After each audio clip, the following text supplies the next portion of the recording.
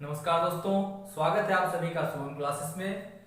दोस्तों, हम लोग हाई स्कूल का विज्ञान पढ़ रहे थे, जिसमें हमारा चैप्टर नंबर 2 चल रहा था, जिसका नाम है अम्ल, क्षारक एवं लवण। ठीक है दोस्तों, तो पिछले कुछ वीडियो में हम लोगों ने इसके बारे में चर्चा किया था, अम्ल क्षारक के बारे में। तो आइए आज हम लोग पढ़ते हैं अम्ल व क्षारक की विलयन में प्रबलता। ठीक है, मतलब अम्लीय और क्षारीय विलयन की प्रबलता की बात करते हैं, मतलब स्ट्रेंथ की बात करते हैं। किसी सॉल्यूशन में जो हमारा चाहे एसिडिक सॉल्यूशन होगा चाहे बेसिक सॉल्यूशन होगा, उसकी स्ट्रेंथ क्या होगी, उसकी प्रबलता क्या होगी, इसके बारे में हम लोग इस वीडियो में अध्ययन करेंगे। दोस्तों, इस वीडियो में आप लोग पीएच के बारे में भी अध्ययन करेंगे।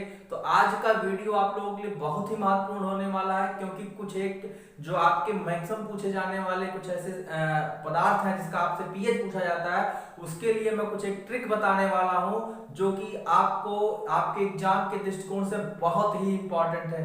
तो चलिए दोस्तों, स्टार्ट करते हैं आज का वीडियो।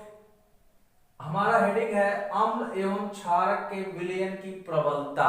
प्रबलता का मतलब क्या होता है? स्ट्रेंथ, हमने जैसे पहले ही बता दिया।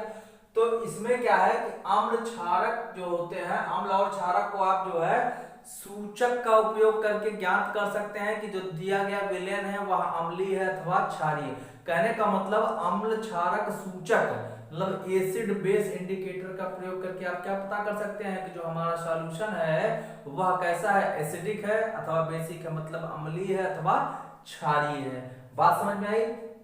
तो किसी विलयन में अम्ल अथवा क्षार की प्रबलता जानने के लिए सार्वत्रिक सूचक मतलब यूनिवर्सल इंडिकेटर क्या होता है? कई सूचकों का मिश्रण होता है। ठीक है, तो जो सार्वत्रिक सूचक होता है, इसका प्रयोग करके आप किसी विलयन में यह जान सकते हैं कि कौन प्रबल अम्लीय है, कौन प्रबल क्षारीय। विलयन कैसा आपका? प्रबल अम्लीय अथवा क्षारीय। तो कहने का तात्पर्य है कि प्रबल अम्लता तथा प्रबल क्षारकता जो होती है, उसको ज्ञात करने के लिए हम सार्वत्रिक सूचक का प्रयोग करते हैं। कैसे बनता है सार्वत्रिक सूचक? कई प्रकार के सूचकों का मिश्रण होता है। ठीक है दोस्तों, ऐसे ही समझिएगा। जैसे पिछले वीडियो में, पिछले चैप्टर में हम लोगों ने एक चर्चा किया था, एक वीडियो में H+ आयन OH- आयन की सांद्रता कैसे हम घटा सकते हैं, कैसे बढ़ा सकते हैं, इसका मतलब कैसे तनुकृत कर सकते हैं, कैसे इसको सांद्र बना सकते हैं। ऐसे समझिए, एक सिंपल सा मैं आपको एग्जांपल देने वाला हूं, जिसके माध्यम से आप तनु विलयन जो होता है, तनु विलयन को समझेंगे और सांद्र विलयन के अंतर को समझेंगे। जैसे आप लोग क्या करते हैं, कभी कभी गर्मियों के समय में शरबत का निर्माण करते हैं, रस बनाते हैं, शरबत बनाते हैं। ठीक है, जब शरबत बनाया जाता है तो उसमें दो मुख्य घटक होते हैं। एक तो आपका होता है जल, दूसरा होता है शुगर या चीनी, से आप लोग बोलते हैं। तो आप लोग क्या करते हैं, पहले किसी पात्र में जल लेते हैं, उसके बाद उसमें शुगर की मात्रा डालते हैं। ठीक है, तो एक आपने शरबत बनाया, मान लीजिए क्या हुआ कि आपको 2 गिलास शरबत बनाना है। 2 गिलास शरबत बनाने के लिए आपको पता है कि 4 चम्मच जो है, 4 चम्मच चीनी चाहिए। अब आपने क्या किया, गलती आपसे हो गई और 4 चम्मच की बजाय आप उसमें जब डाल रहे थे पानी में, जब आप चीनी डाल रहे थे, तो वह गलती से 5 चम्मच निकल गया, 6 चम्मच निकल गया। ठीक है, अब सपोज करिए कि आप 2 गिलास पानी में 6 चम्मच आपने चीनी डाल दिया। एवरेज कितना होना चाहिए था? 4 होना चाहिए था। इसका मतलब अब जो आपका शरबत बना है वह कैसा है? गाढ़ा है। ठीक है, आपका कंसंट्रेट है, उसी को आप बोलते हैं सांद्र। जब जो है विलयन गाढ़ा हो तो उसको आप लोग क्या बोलेंगे? सांद्र बोलेंगे। ठीक, तो आपका शरबत कैसा हो गया? सांद्र हो गया। अच्छा, अब आपको इसको तनुकृत करना है या इसको तनु बदलना है, डायल्यूट करना है। आप क्या करते हैं, जब कोई व्यक्ति उसको जरा सा चखता है, बताता है भैया ये तो बहुत ही ज्यादा मीठा है, ठीक है, कहता है ना शरबत बहुत ज्यादा मीठा है, तब आप क्या करते हैं, अच्छा ठीक है, 1 गिलास और पानी लिया और उसमें डाल दिया। ठीक, जो आपने शरबत बनाया था उसी शरबत में आपने 1 गिलास पानी और डाल दिया। इसका मतलब अब क्या हो गया, आपका शरबत कैसा हो गया? फीका हो गया, मतलब मीठापन जो उसका था वह कैसा हो गया? कम हो गया। तो आप इस प्रकार से सांद्र और तनु को समझ सकते हैं। ठीक है, तो पिछली वीडियो में हम लोगों ने ये सारी चर्चाएं की थी। तो आइए आज हम लोग जो है पहले देखते हैं कि किसी विलयन की प्रबलता में कौन सा होगा, या तो एसिडिक होगा या तो बेसिक होगा। दुर्बलता क्या होगा? या तो एसिडिक होगा या तो बेसिक होगा। तो इसी का पता लगाना, आपको इसी के बारे में पढ़ना है। तो यहाँ पे एक शब्द लिखा गया, एक परिभाषा लिखी गई, किसी विलयन में उपस्थित हाइड्रोजन आयन, हाइड्रोजन आयन का मतलब H+ आयन, ठीक है। तो हाइड्रोजन आयन की सांद्रता ज्ञात करने के लिए एक स्केल का प्रयोग किया जाता है। कह रहा है किसी विलयन में उपस्थित हाइड्रोजन आयन की सांद्रता को पता करने के लिए एक स्केल मतलब एक पैमाने का उपयोग किया जाता है। उस स्केल को आप लोग नाम देते हैं पीएच स्केल का। क्या नाम देते हैं? जिसे क्या कहते हैं आप लोग? पीएच स्केल कहते हैं। जो पीएच का पी शब्द है यह क्या है? सूचक है। सूचक क्या है? पी मतलब जैसे हिंदी में आप लोग बोलते हैं पुषांश, क्या बोलते हैं? पुषांश। अंग्रेजी में क्या बोलते हैं? पोटेंज। तो पोटेंज जो वर्ड है यह है जर्मन का शब्द, जर्मनी का शब्द है, जर्मन भाषा का शब्द है पोटेंज। और पोटेंज का जो हिंदी शाब्दिक अर्थ होता है वह होता है शक्ति। बात समझ में आई? तो आप लोग किसी विलयन में हाइड्रोजन आयन की सांद्रता ज्ञात करने के लिए एक स्केल का प्रयोग करते हैं जिसे आप लोग क्या कहते हैं? पीएच स्केल कहते हैं। बात समझ में आई भैया? ये आपका जो है यहाँ पे एक शॉर्ट सा डेफिनेशन लिखा गया है, ठीक। तो जैसे अगर हम साधारण भाषा में कहें तो पीएच एक ऐसी संख्या है, क्या है? पीएच जो आपका है या पीएच स्केल जो है, पीएच क्या है? एक ऐसी संख्या है जिससे क्या पता चलता है किसी विलयन की अम्लता और क्षारकता को प्रदर्शित किया जा सकता है। तो जो पीएच है यह क्या है? एक ऐसी संख्या है जिससे किसी विलयन की अम्लता व क्षारकता को, चाहे अम्लीय होगा चाहे क्षारित, उसको क्या किया जा सकता है? प्रदर्शित किया जा सकता है। तो पीएच का जो मान होता है वह 0 से लेकर के 14 तक होता है। इसका मतलब प्रबल अम्लीय से लेकर के प्रबल क्षारीय तक होता है। हमने अभी आपको बताया कि जो पीएच का मान होता है वह होता है 0 से लेकर के 14 तक का रेंज होता है। इसका पराश्र होता है पीएच का, कितना होता है? 0 से लेकर 14 तक। 0 की साइड में जितना ही आएगा उतना मतलब विलयन आपका क्या होगा? अगर पीएच का मान जो आपका 0 की साइड में आ रहा है तो प्रबल अम्लीय हो जाएगा, ठीक है। और 14 की तरफ जाएगा तो क्या हो जाएगा भैया? प्रबल क्षारीय हो जाएगा, ठीक है। प्रबल क्षारीय हो जाएगा, ठीक। तो 0 से लेकर के 14 तक आपका पीएच का रेंज होता है, मतलब प्रबल अम्लीय से लेकर प्रबल क्षारीय होता है। और 7 जो पीएच होता है, 7 जो पीएच होता है वह उदासीन होता है। उदासीन का मतलब ना तो आपका अम्लीय ना तो क्षारीय, ठीक है। ना अम्लीय ना क्षारीय। बात समझ में आई? ना अम्लीय ना क्षारीय। इसका मतलब न्यूट्रल होगा आपका सॉल्यूशन। किस पीएच मान पर? पीएच रेंज जब आपका पीएच मान जब आपका 7 हो किसी विलयन का, अर्थात क्या है कि जो आपका विलयन दिया गया है वह क्या है? आपका उदासीन है, ठीक है। तो कहा जा रहा है कि हाइड्रोनियम आयन की सांद्रता जितनी अधिक होगी पीएच उतना ही कम होगा, ठीक है। अगला आपका है एक बात कह रहा हाइड्रोनियम आयन की सांद्रता जिस प्रकार से बढ़ेगी उसी प्रकार से विलयन का पीएच मान क्या होगा? कम होता चला जाएगा। बात समझ में आई? तो हाइड्रोजन आयन की सांद्रता जैसे जैसे इंक्रीज करेगी वैसे वैसे पीएच मान घट जाएगा। किसी उदासीन विलयन का मान हमने आपको बताया कितना होता है? 7 होता है। उदासीन विलयन का मान कितना होता है? 7 होता है। 7 से कम है, 7 से कम है तो क्या हो जाएगा आपका विलयन? अम्लीय हो जाएगा, ठीक है। और 7 से अधिक है तो क्षारीय हो जाएगा। बात समझ में आई भैया? तो हमने आपको बताया पीएच स्केल क्या है, ठीक है, कितना उसका रेंज होता है, कब अम्लीय आपका विलयन होगा, कब क्षारीय होगा, ठीक है। जैसे हम समान सांद्रता के HCl तथा जिसे हमने कहा समान सांद्रता का HCl का मतलब हाइड्रोक्लोरिक अम्ल, HCl ले लेते हैं, ठीक है। समान सांद्रता का HCl ले लें और समान सांद्रता का आपका एसिटिक एसिड ले लें। एसिटिक एसिड का आपका जो है फार्मूला होता है CH3COOH। अब हमने क्या किया? समान सांद्रता का HCl ले लिया, समान सांद्रता का COOH ले लिया, इसका मतलब एसिटिक एसिड ले लिया।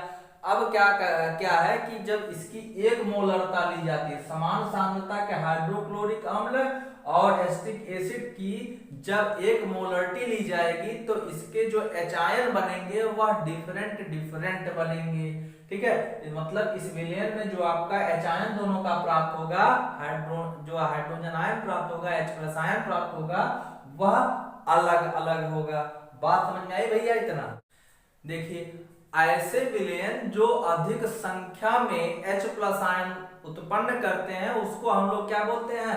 प्रबल अम्लीय बोलते हैं। बात समझ? जो अधिक संख्या में H+ आयन उत्पन्न करें उसको क्या बोलेंगे? प्रबल अम्लीय बोलेंगे। वहीं पर ऐसे विलयन जो कम संख्या में आपका H+ आयन दे उसको क्या बोलेंगे? दुर्बल अम्लीय बोलेंगे। बात समझे? मतलब प्रबल अम्ल क्या होगा? जो H+ आयन ज्यादा उत्पन्न करे। वहीं पे दुर्बल आयन क्या होगा? दुर्बल अम्ल क्या होगा आपका? जो H+ आयन कम उत्पन्न करे। बात समझ में? प्रबल अम्ल और दुर्बल अम्ल समझ में आ गई। इसी प्रकार से जो आपका प्रबल क्षार होगा वह क्या? OH आयन अधिक मात्रा में उत्पन्न करेगा। वहीं पे कम OH- आयन अगर उत्पन्न करे तो इसका मतलब क्या? दुर्बल क्षार है। तो प्रबल क्षार क्या होगा? जो अधिक मात्रा में OH आयन उत्पन्न करे। दुर्बल क्षार क्या होगा? जो कम मात्रा में OH आयन उत्पन्न करे। बात समझ में आई? इसी प्रकार से आपका प्रबल अम्ल कौन होगा? जो अधिक मात्रा में H+ आयन उत्पन्न करे। दुर्बल अम्ल कौन सा होगा? जो कम मात्रा में OH+ आयन को उत्पन्न करे भैया। ठीक है, तो दैनिक जीवन में आइए हम लोग देखते हैं पीएच का क्या महत्व है। चलिए भैया, हमारे शरीर का भैया कुछ पीएच रेंज होगा। हाँ, तो हमारे जो शरीर का मतलब मानव शरीर का पीएच रेंज जो होता है वह कितना होता है? 7 से लेकर के 7.8 तक का। ठीक है, तो यह क्या होता है? हमारे शरीर का पीएच रेंज होता है। बात समझ में आई? वहीं पर जो है जो लो पीएच जो जीवित प्राणी होते हैं, ठीक है, जो जीवित प्राणी होते हैं उनके लिए लो पीएच रेंज में ही जीवित रह सकते हैं। जो हमारे जो जीवित प्राणी होंगे ये इसी पीएच पर क्या हो सकते हैं? जीवित रह सकते हैं। जैसे हमने बताया कि जो अम्लीय वर्षा होती है, अम्लीय वर्षा में क्या होता है? जो पीएच जो पानी का पीएच होता है वह कितना होता है? 5.6 से कम होता है। अगर वर्षा के जल का पीएच मान 5.6 से कम है तो इसका मतलब अम्लीय वर्षा है। यह वर्षा क्या होती है? जब होती है तो नदियों में जाती है। कहाँ जाती है भाई? नालों से होता हुआ नदियों में जाएगा, और नदियों में जब पहुंच जाएगा तो नदियों के जल का पीएच मान क्या हो जाएगा भाई? इसके उसमें आ जाएगा। और इसका मतलब जो यहाँ पर जीवधारी है, जो जीव है, उनके लिए क्या होता है? सर्वाइवल या जो उनका जीवन होता है थोड़ा सा मुश्किल हो जाता है। इसका मतलब जब आप लोग देखते हैं अम्लीय वर्षा होती है तो नदियों के जो जीवित जीव जंतु हैं वो क्या करने लगते हैं? मरने लगते हैं। ठीक है, जो इसके जीव जंतु होते हैं क्या होते हैं? मरने लगते हैं। बात समझ में आई? क्यों मरने लगते हैं? क्योंकि पीएच मान 5.6 से कम पे जो है सर्वाइवल बेटर नहीं होता, सर्वाइवल थोड़ा सा कठिन हो जाता है। किस पर? जीवित जो जानवर होते हैं उनका पीएच मान कितना हो तो उनके लिए बेस्ट होगा, जीवन के लिए बेस्ट होगा? 7 से लेकर के 7.8 तक का। इसमें थोड़ा सा भी वेरिएशन होता है तो बड़ा ही मुश्किल हो जाता है। जैसे आपका जो ब्लड होता है, ब्लड का जो पीएच होता है वह 7.3 के आसपास होता है। ठीक है, अब सोचिए कि अगर 7.3 अगर यही पीएच 8 हो जाए तो क्या होगा? यही पीएच 6 हो जाए तो क्या होगा? अगर इतना ज्यादा डिफरेंसेस आ गए तो इसका मतलब आपकी सडनली डेथ हो जाएगी। जो व्यक्ति है जिसका पीएच यहां से डिफर करके या तो यहाँ आए बढ़ करके या तो यहाँ आए घट करके, तो उसकी व्यक्ति की क्या हो जाएगी? मृत्यु। इवन मैं कह रहा हूँ 7.3 से 7 अगर हो जाए तो भी डेथ हो जाएगी। मतलब ठीक है, ये तो ज्यादा कम है, मैं 7 कह रहा हूँ, अगर इतना हो जाए तो भी डेथ हो जाएगी, और कह रहा हूँ 7.5 हो जाए तो भी डेथ हो जाएगी। ठीक है, मतलब पॉइंट में डिफरेंसेस आप देख रहे हैं। यहाँ पे 0.3 कम हो रहा है, यहाँ 0.2 ही बढ़ रहा है। तो अगर मतलब इतना भी डिफरेंस आ जाए तो व्यक्ति की क्या हो जाएगी? मृत्यु हो जाएगी। ठीक है दोस्तों, तो चलिए हम लोग जो है एक एक्सपेरिमेंट आप में दिया गया है। ठीक है, मिट्टी का पीएच ज्ञात करना। जो बगीचे की आपकी मिट्टी है या गमले की जो मिट्टी है उसका पीएच ज्ञात करना है आपको। तो क्या करेंगे? सर्वप्रथम आप क्या करेंगे? एक जो है जो आप बगीचे में जाइए, ये मान लीजिए आपका क्या है, बगीचा है। अब बगीचे में जब आप गए तो क्या करेंगे, कहीं एक स्थान से, ठीक है, थोड़ा सा मिट्टी खोदिए। ठीक, अब मिट्टी कैसे खोदेंगे, खुरपी से मिट्टी को निकालेंगे। अब जब आपने मान लिया कि यहाँ की मिट्टी लिया, तो लगभग आप 2 ग्राम मिट्टी लीजिए। कितना लीजिए, 2 ग्राम मिट्टी लीजिए, और इसको लेके जाइए कहाँ, आप लैब में ले जाइए, प्रयोगशाला में लेके जाइए। प्रयोगशाला में आप ले जाकर के इस मिट्टी को क्या करिए, इस मिट्टी को क्या करिए, एक जो है परख नली में डाल दीजिए। इस मिट्टी को कहाँ आपने डाल दिया, परख नली में डाल दिया। ये 2 ग्राम आपका मिट्टी हो गया। अब अलग से आप इसमें जो है क्या मिला दीजिए, 5 ml जल मिला दीजिए, 5 ml H2 या वाटर मिला दीजिए। जब आपने इसमें क्या मिला दिया, 5 ml जल मिला दिया, बात समझ में आई भैया। अब 2 ग्राम क्या था, मिट्टी था, 5 ml जल मिला दिया।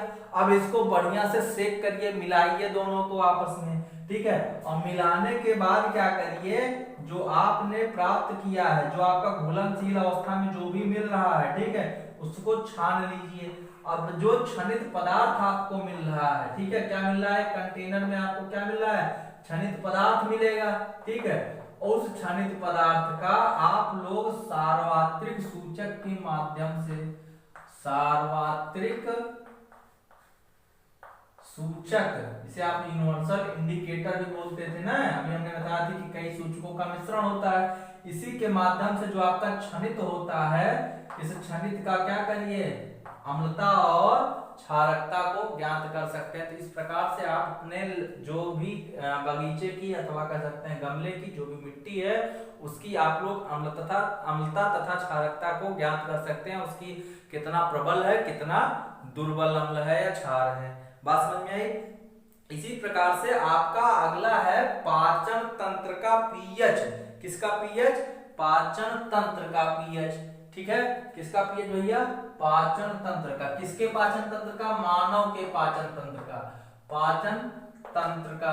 तो भैया आपको जान करके जो है हैरानी होगी कि जो आप लोग खाना खाते हैं, ठीक है, तो पेट में जाता है ना, उसी पेट में क्या होता है, हाइड्रोक्लोरिक अम्ल का श्रावण होता है। किसका, हाइड्रोक्लोरिक अम्ल, मतलब हाइड्रोजन क्लोराइड, ठीक है। ये आपका HCl, यह क्या है, आपका एक अम्ल है। अम्ल ही नहीं भैया, ये प्रबल अम्ल है, ठीक है। तो इसका क्या होता है, सिक्रीशन, जिसकी जो आप पीएच रेंज होता है 0.5 के आसपास होता है, ठीक है, मतलब। और यह क्या करता है, बिना आपके पेट को नुकसान पहुंचाए भोजन का जो पाचन होता है उसमें मदद करता है।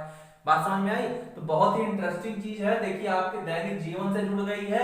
यह आपका जो HCl अम्ल कहाँ सिक्रीट हो रहा है, आपके पेट में, उसकी जो है पीएच रेंज कुछ इस प्रकार का है। और यह किसमें मदद करता है, भोजन के पाचन में मदद करता है। किसमें मदद करता है, भोजन के पाचन में, भोजन के पाचन में मदद कर रहा है, ठीक है। अब आप देखते हैं कि क्या होता है, कभी कभी जो है अपच होता है। अपच होता है तो जो आपका पेट का पीएच रेंज होता है वह क्या कर जाता है, बढ़ जाता है, अम्लता बढ़ जाती है, ठीक है। तो जब आपके पेट में अम्लता बढ़ जाएगी तो उस कारण से क्या होगा, जलन होगा पेट में और दर्द भी होता है कि नहीं होता है। कभी कभी आप लोग कहते हैं अभी शाम को खाया था, जिसे लग रहा है कि पेट में रखा गया है, अभी जो है पचा नहीं, खाना अपच हुआ है, ठीक है, कभी कभी कहते हैं। जब अपच होता है तो क्या होता है, पेट में अम्लता जो है बढ़ जाती है। जब अम्लता बढ़ जाएगी इसका मतलब क्या होता है कि पेट में दर्द होगा और हल्का हल्का जलन होगा, ठीक है। तो इस प्रकार से पाचन तंत्र में पीएच का योगदान हो गया।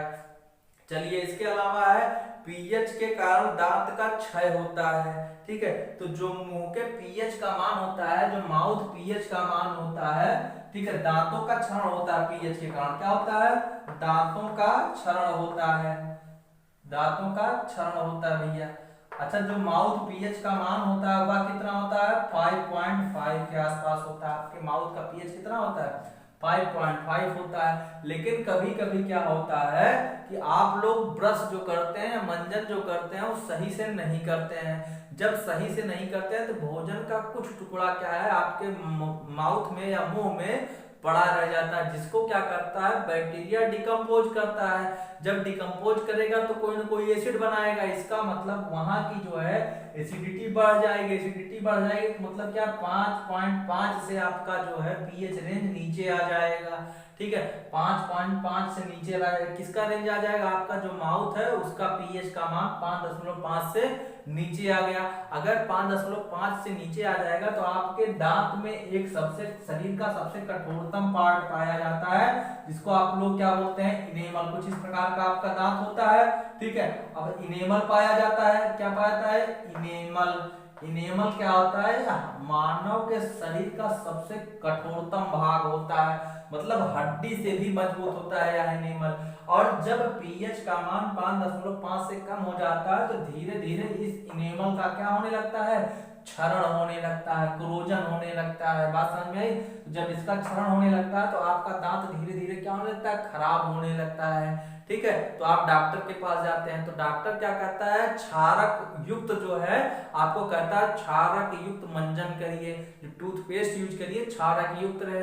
अगर क्षारक युक्त आप टूथपेस्ट करेंगे तो क्या होता है कि आपके मंजन में क्षारक है और आपके मुंह में क्या है, एसिडिटी है ज्यादा, और एसिड और बेस मिल करके क्या करते हैं, न्यूट्रलाइज रिएक्शन करते हैं, आपको पता ही है। इस प्रकार से आपके मुंह का पीएच मान क्या होता है, न्यूट्रल हो जाता है।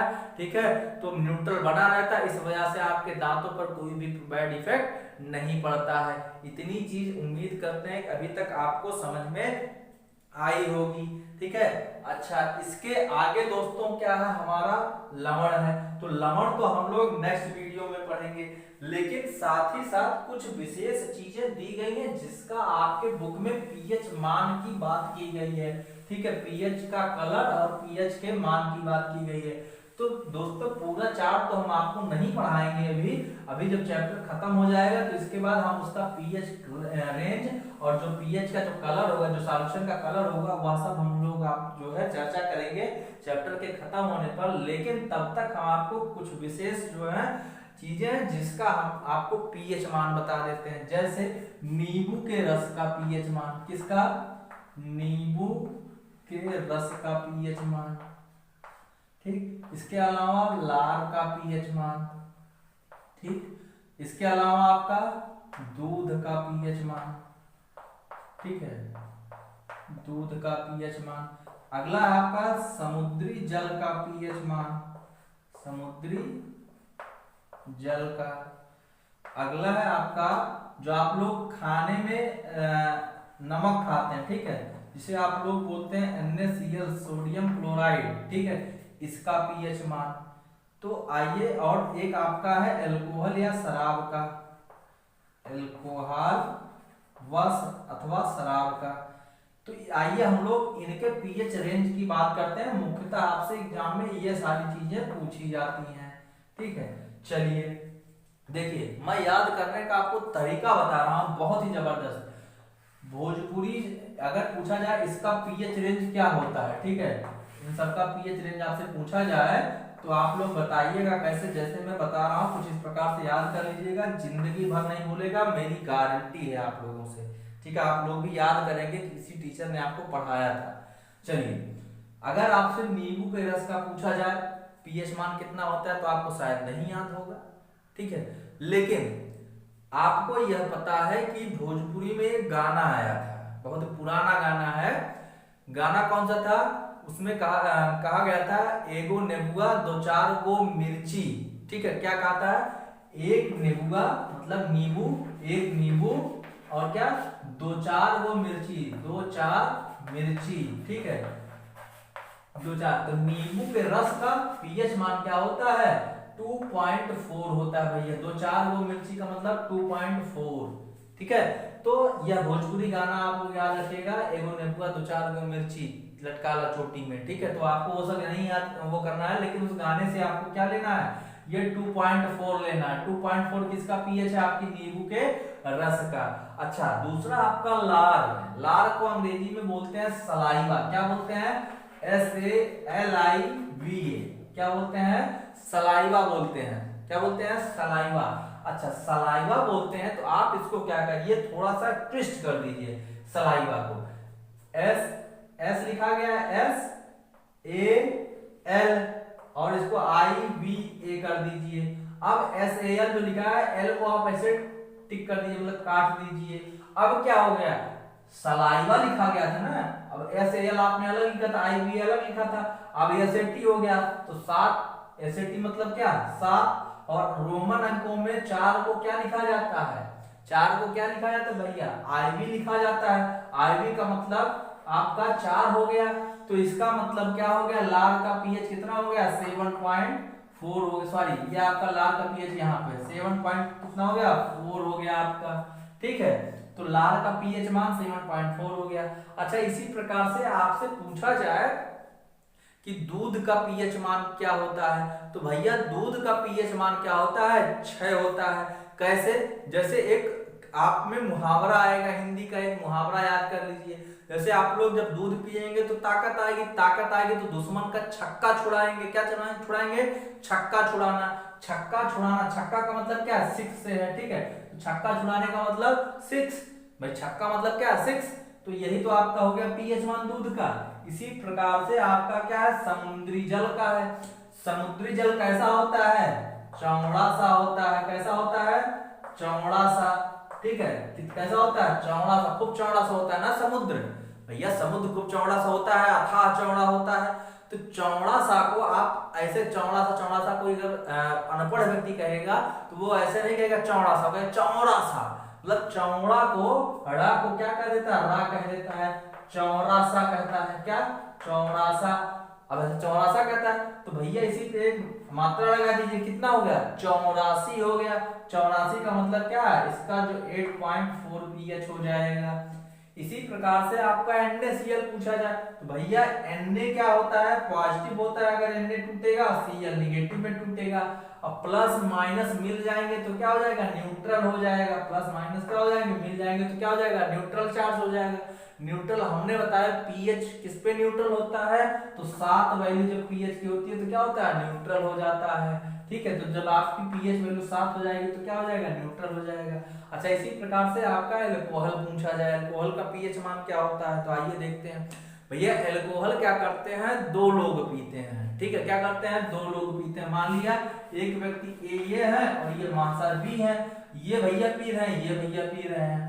तो जब ये पिएंगे, ये अपने ग्लास में पिएंगे, ये अपने ग्लास में पिएंगे, ठीक है। कितने लोग हैं, 2 लोग हैं, ए और बी, 2 लोग मिल करके शराब पीते हैं ना।